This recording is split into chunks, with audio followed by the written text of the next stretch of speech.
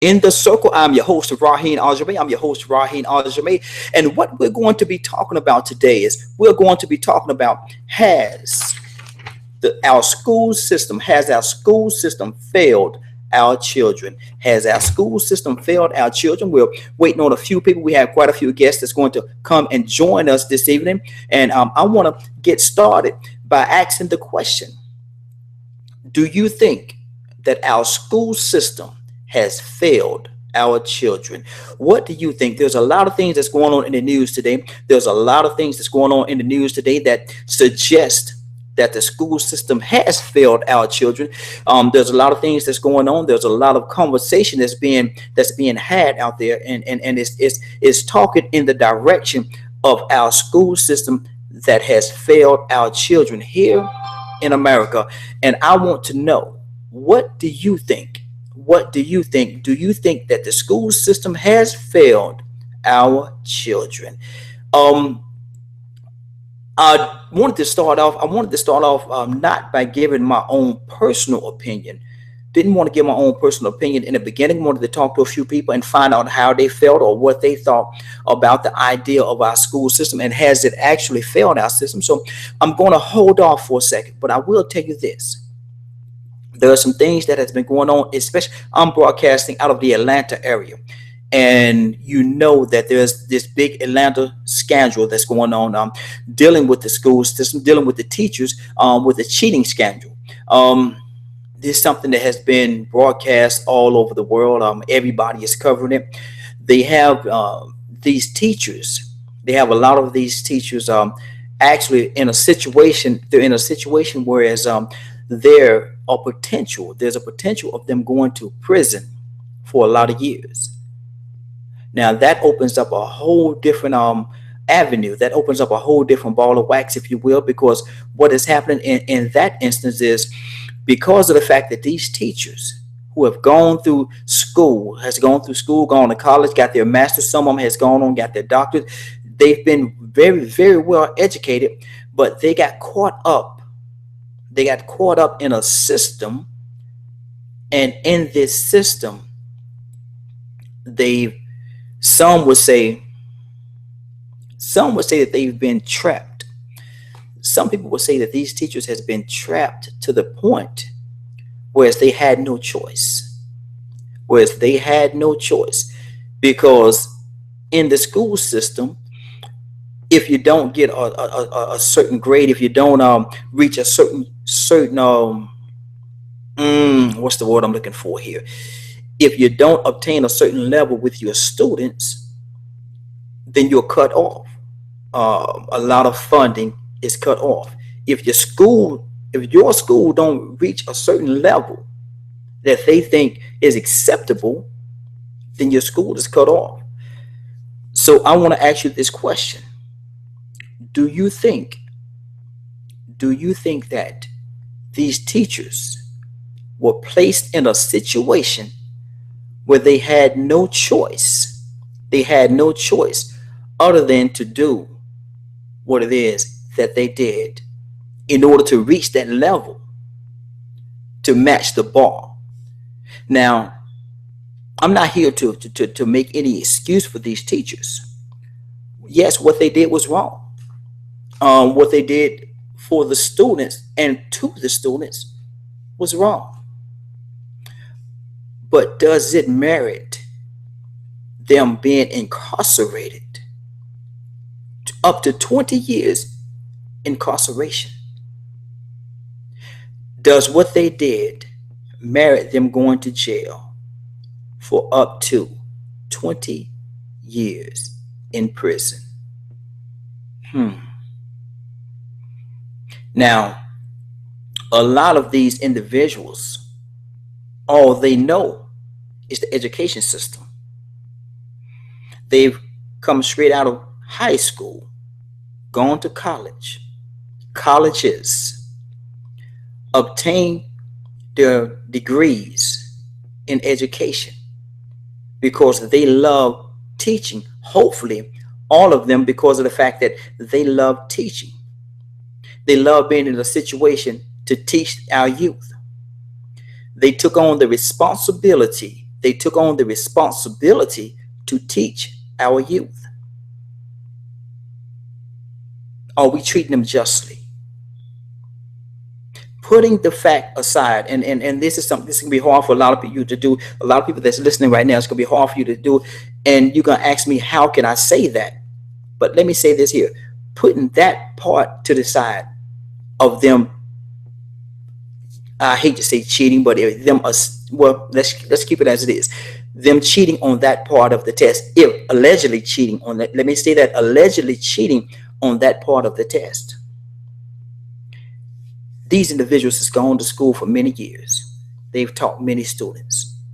Now, every year, the education system changes. You got all these standardized tests. Are these tests fair to the children that's taking the test? Are these tests the type of tests that, what happens? Let me ask you this question. What happens if you have a very intelligent student, but this student just does not test well? Is it fair for that student to be left behind because they don't test well? What if you have a student, 12th grade, a student that's in the 12th grade, I've gone through and done everything that they are supposed to do. Now it's time for this student to take the exit exam.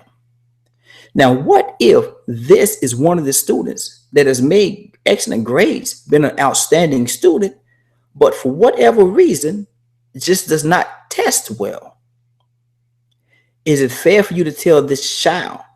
Is it fair for you to tell this student that they cannot graduate? Is that fair? Are you being just to that student? Are you doing a justice to that student?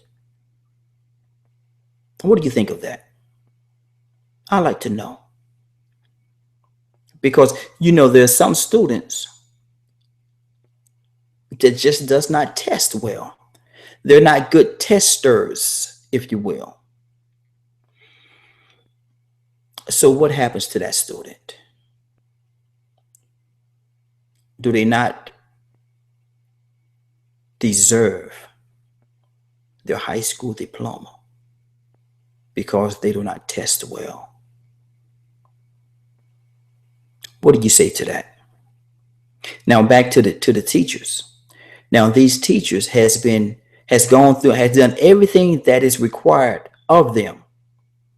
Maybe they've been excellent teachers throughout, but because you have this standardized test that is the measuring stick of how good of a teacher, how great of a teacher, how outstanding of a teacher they are. This is the measuring stick. Because you have that, is it fair to those teachers to have to be judged? Let's say it like it is, to be judged on one test. Is it fair for those teachers to be evaluated on one test? Is it fair for these teachers to be incarcerated for up to 20 years for allegedly cheating on a test? Is that fair? Is the system fair? Or has the system failed everybody involved? Have the system failed everybody involved? I want to know what you think about that. Tell me, have the system failed our students? Have the system failed our teacher? Or is the system altogether just a failure? And we need to go back and do something different. Has this form of education outdated itself?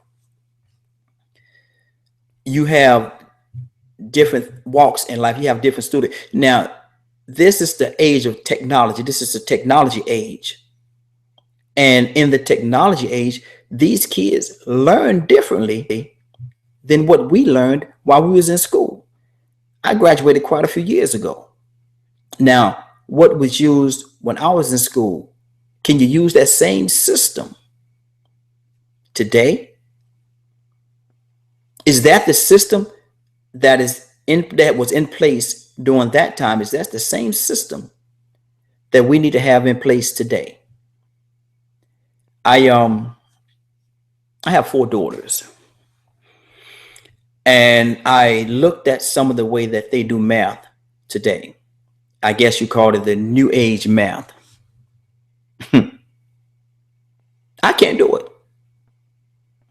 There's so many different steps involved in this new math that I don't get it.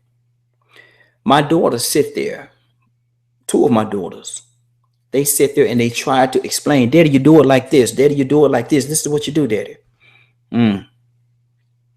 My way is you have the lines, you put the math problem together, you subtract it, you add it, you multiply whatever you're going to do with it, and that's it. Whatever you get below that line is your answer.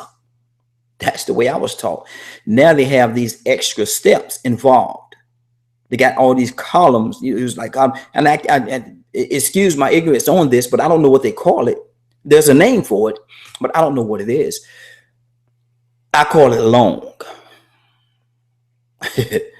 That's for a lack of a better term, I call it long. That system is very long.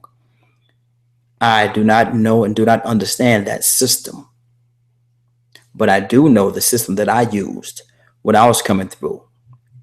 When I was coming through school, I understand exactly what it is that we did while we was coming through school, and I understand that math. I understand the system of math that we used. Today, what they're doing today, how they're doing it today, totally different. Totally different. So I say all that to say, is the system that they're using today, is the system failing our children? Is the system failing our children? I would love to know what you think. Love to know what your input is on this. And like I said, we have a few people that's actually coming on board with us that's going to be a part of this discussion. I'm expecting them anytime now.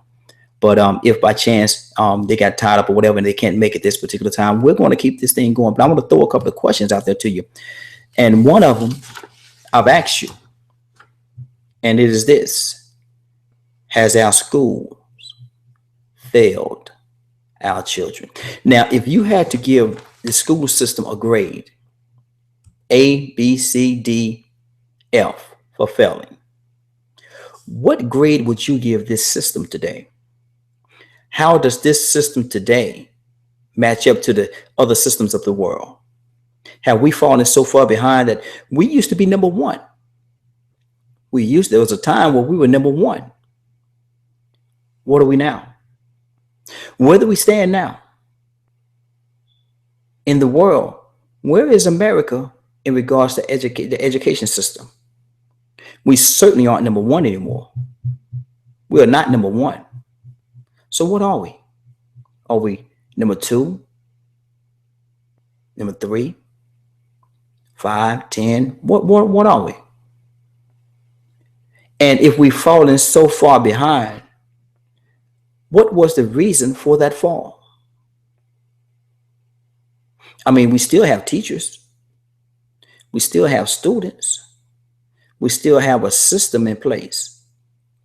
I spoke to somebody a few days ago, and they were saying that maybe we should go send these kids to school for 12 months, get away from the summer, because they say a lot of times what happened is over the summer these kids get very relaxed, and while they're relaxing, they forget certain things that they was taught, and then when they get back in school after the summer's over, you have to reiterate what was taught to them before they went to the summer break.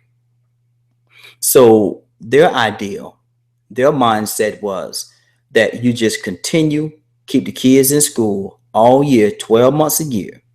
Don't worry about giving them a summer off. Give them maybe a week or two throughout the year.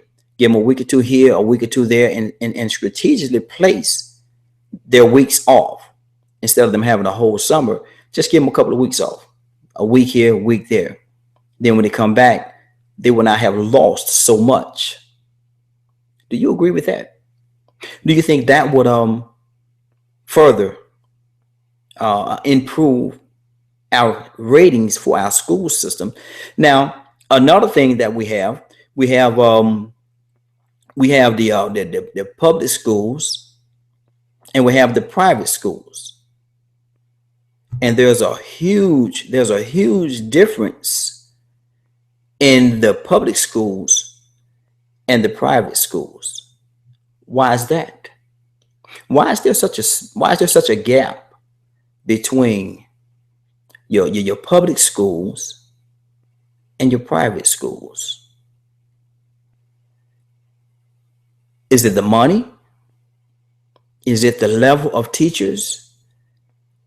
Is it that one group is more active?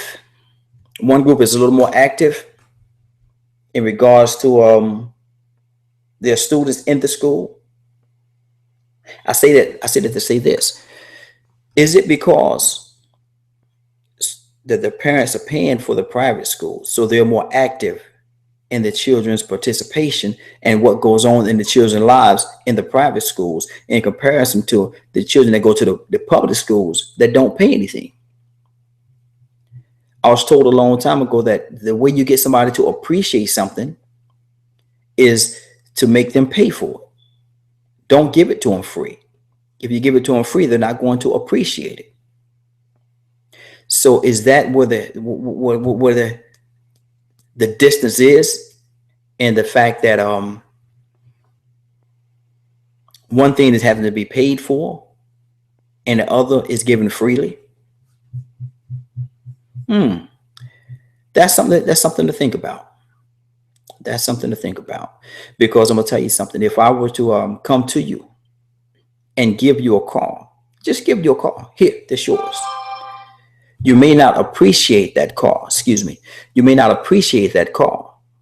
But if I came and I sold you a car because you had to pay money for that particular car, you would appreciate that car more. You would appreciate it much more because it cost you something. I heard somebody say a lot of times is a person is more apt to care more if they have some skin in the game. That makes sense to me. So is that the problem that we're having? Is that the situation that we're having? Is that the situation that we're having because of the fact that a lot of these students in the private schools, parents are having to dig into their pockets and pay for these children to go to school? Is that where the difference is? Should we start charging? And I'm just throwing this out there for a second, but should we start charging a fee for people to go to the public schools? Should there be something tagged on to it where, we're going to charge you this amount of money? Nothing where they can't afford it, but tag something onto it.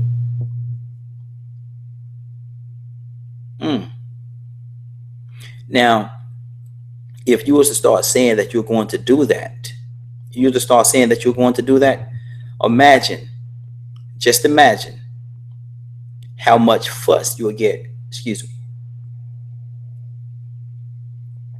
How much fuss you'll get from these parents that has been getting these school systems, been getting the public school system for free for so many years. It'll be almost like you'll have riots. You'll have riots going on because these people would not want to pay for something because it's been given to them so freely in the past. It's crazy, I know. But at the same time, you have to understand that this is something that has to be addressed. There's a lot of things going on in our school systems. You got students going to school in the public school systems, and they're actually cursing out, jumping on, and beating up The teachers. I spoke to a young lady a week or so ago, I think it was, maybe 2 weeks ago. And excuse me, she was telling me that there were parents that came to the school, and the parents, not the students, but the parents were fighting in the halls of the schools. They had to break up fights. They had to break up fights in the hallway of the school between parents. The parents were the ones in the hallways fighting. The parents were the ones disrupting the classes, disrupting the school. The parents were the ones that had to have the police officer, resource officer called on them because they were in the halls fighting. Now, if that be the case, what do you think, or how do you think the students is going to act if the parents are the ones that's causing the havoc and raising sand inside the school? Just something to think about. How do you think that? How does that equate to you? Think about it for a second. You walk into a school. You walk into a school where your children is to be taught. You walk into a school where your child is to be taught. And when you walk down the hall, there's some grown adults in the school fighting in the hallways of the school. Now, you sent your child to that school to learn.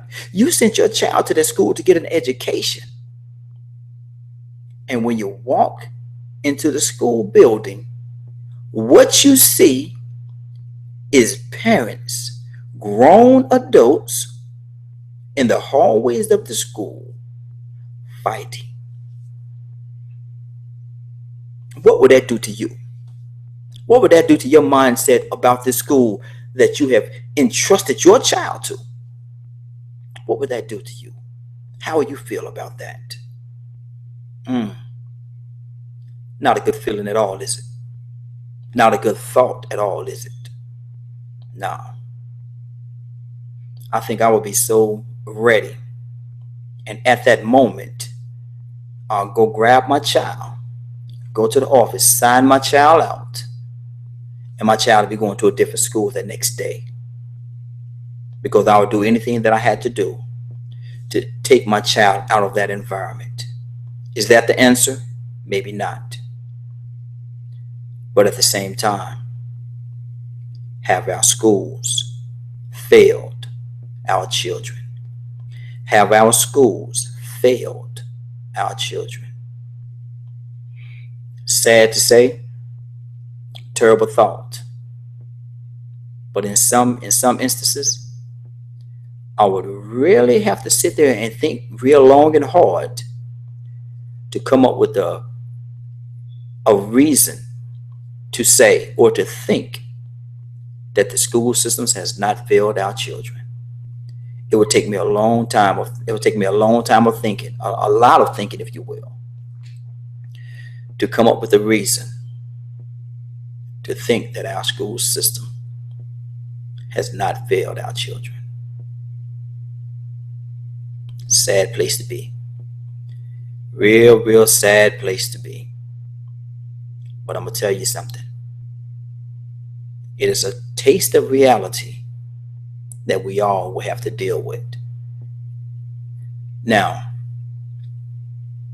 is there a solution? Is there a solution is there something that we have to do individually and collectively to get these school systems to a place where we can be proud of them again? Where we can have the confidence in sending our children to those schools? What is a solution? What do we have to do? What do you think we have to do to get our school systems to a place, to a level where they used to be, where the children used to go there and learn? Do we have to deal first with the schools? Do we have to deal first with the teachers? Do we have to deal first with the system itself? What do we have to do? What will be the first area that we'll have to tackle in order to get this system back in place? Do we have to do we have to just pretty much wipe away the whole system and start new, start fresh? Start at the ground level and do it all over again. I wish I knew that answer. And if any of you out there think that you know the answer, I want you to contact me and let me know, because there's a lot of work to be done in our school systems. A lot of work to be done in our school systems. And the good part about it, it hasn't gone too far, whereas we can't step in and make a difference. It hasn't gone too far, whereas we can't collectively, and it's going to take a collective effort on everybody's part. Teachers, students, parents, everybody. Faculty, staff, students, everybody have to pitch into this thing. And if we were to get it to that place again, we all, as a whole, across the board, we all would reap the benefits of fixing that system. We all will reap the benefits. It's something that it's almost like, let me tell you this. It's almost like we collectively, we all in pretty much in one basket, because we are black, white, Puerto Rican, yellow, green, orange, purple, blue, whatever race, creed, or color, whatever you are.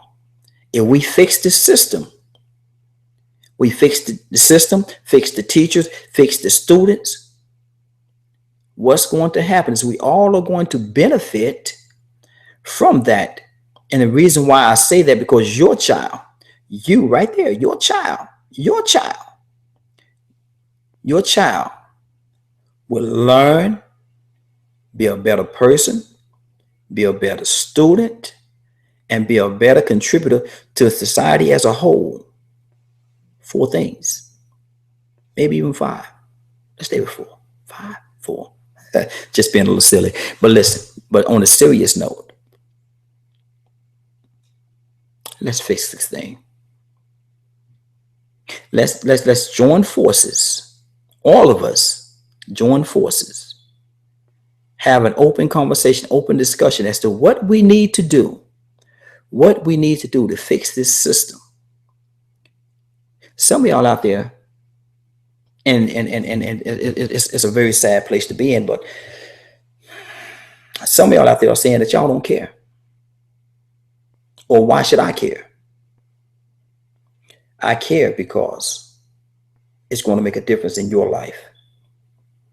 Going to make a difference in your child's life. Your child could be the very one, if properly taught, could come up with a cure for a lot of ailments, cancer, AIDS, diabetes, sickle cell, or whatever it is, could come up with a solution if properly taught and given the right tools. They could come up with something that could affect everybody across the board in a positive way, if given the right tools. If they're given the right tools, there's no telling what they can do, what they can obtain. You cannot tell a man to build you a house, and only tool that you're going to give him is a screwdriver, but you want him to build your house. But if you give him all the tools that he needs,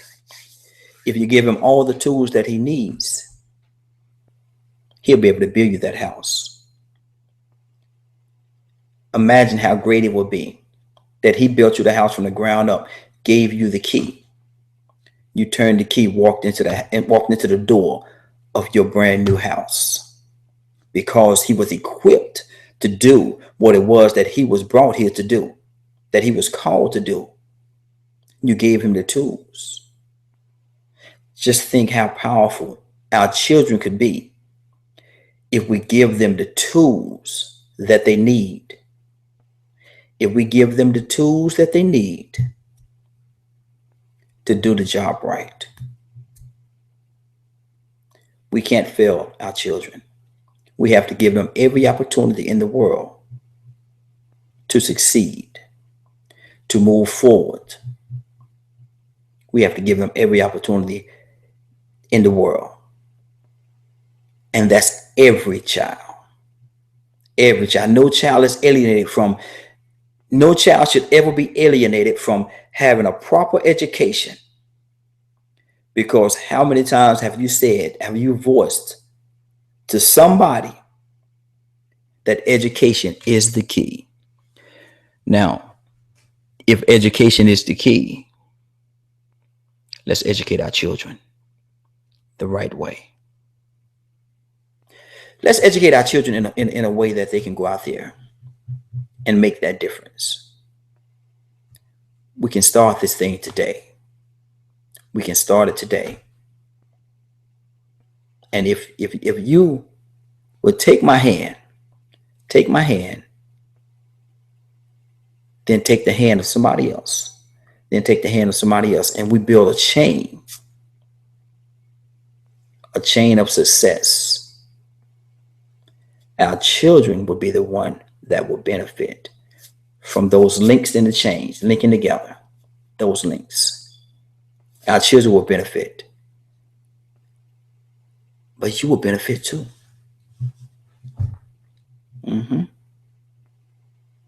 We all would benefit. So I'm going to tell you like this right here. I want to say it like this right here, sisters and brothers and sisters. We have no choice.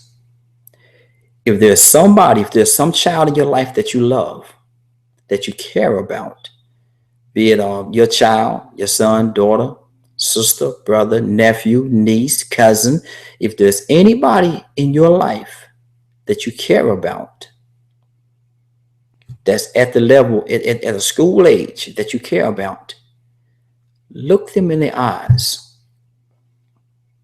Look them in the eyes and tell them that, and let's just do it like this. If you look them in the eyes and you tell them that education is the key, then you also tell them that you are going to do everything that you can to make sure that they are properly educated, that they are properly educated. You have to do that. You have to mean that, and you have to join forces with somebody to make sure that that happens. I say we can. I say we can. I say we have no choice but to do it and to start it today. We have no time to waste time. We have no time to waste time. It is very important to me and hopefully to you. If it's important to you, get in contact with me. Send me an email, heavensaidyes@gmail.com. heavensaidyes@gmail.com. If you're willing to do whatever it is that we have to do to make this a reality, send me an email. heavensaidyes@gmail.com. heavensaidyes@gmail.com. Say it one more time. Heaven said yes. HEAVENYES. Heaven said yes @gmail.com. This is Raheen Aljamain, and you are in the circle. Love you for joining us. You all stay blessed. Talk to you next time.